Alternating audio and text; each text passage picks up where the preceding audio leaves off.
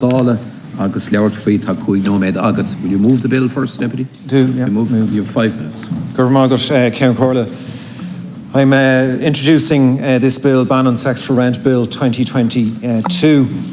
And in launching this bill, this is to introduce a specific criminal offence for anyone who demands sex in lieu of rent.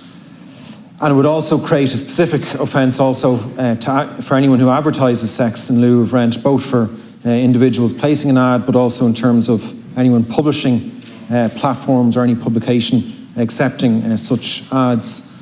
The intention in the bill, the penalties that are outlined in it are for imprisonment or fine, and for an imprisonment of up to 7 years.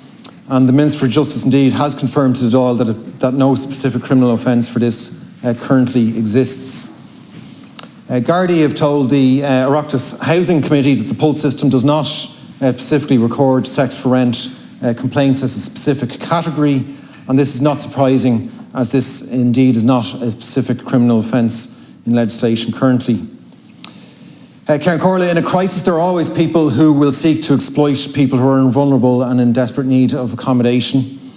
This practice shows the depraved depths of the housing crisis, where a small minority of grossly exploitive landlords expect sexual favours in return for putting a roof over people's heads. This is completely and utterly unacceptable. This is an abhorrent practice. No one should be subjected to these kind of demands when they're looking for somewhere to live. It's particularly worrying that migrants who have less access often to support networks and to information and advice have been targeted in particular.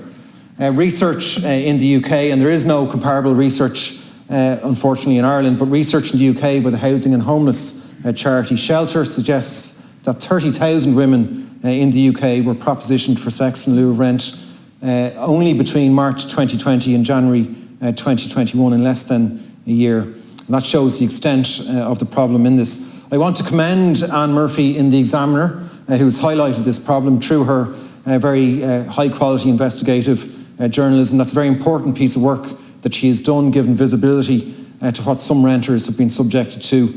One young Italian woman told The Examiner that trying to find a room in Dublin is like falling into a dangerous hell. And she made that comment after she had been at the receiving end of multiple requests and demands for sex in lieu of rent. We are seeking cross-party support for this bill and calling on the government to ensure speedy passage of this bill. And while this kind of exploitation can be more severe during a crisis and people can take advantage of the crisis, I think it is very important to reiterate that no one is suggesting that this type of apparent behaviour is in any way reflective of landlords in general. And in fact, in some instances, this is, rather than this being a practice being linked to traditional landlords, there is some evidence that this is linked in some instances to people who are attempting to sublet rooms.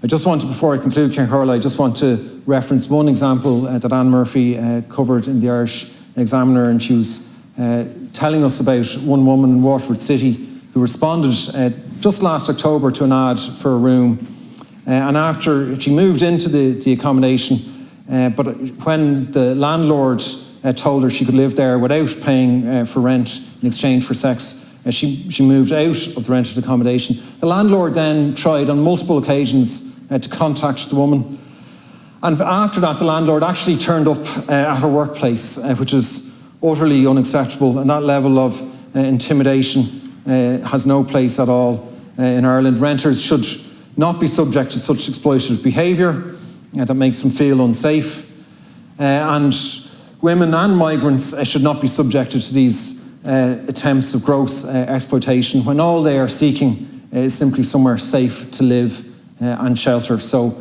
I would ask for cross-party support in this, and I would ask the government, who have committed to doing something about this, I would just say that this legislation, this bill, is ready for you now if you want to progress on this Scurv Margaret. Thank you very much. Is the bill being opposed? It's not being opposed, so therefore the motion for leave to introduce is agreed. Deputy Callaghan, will you propose that it be taken second in private members' time, that the second stage be taken in private members' time? Proposed. Is that agreed? Agreed. And thank you for your persistent raising of what is a an abhorrent business here in the House. Thank you.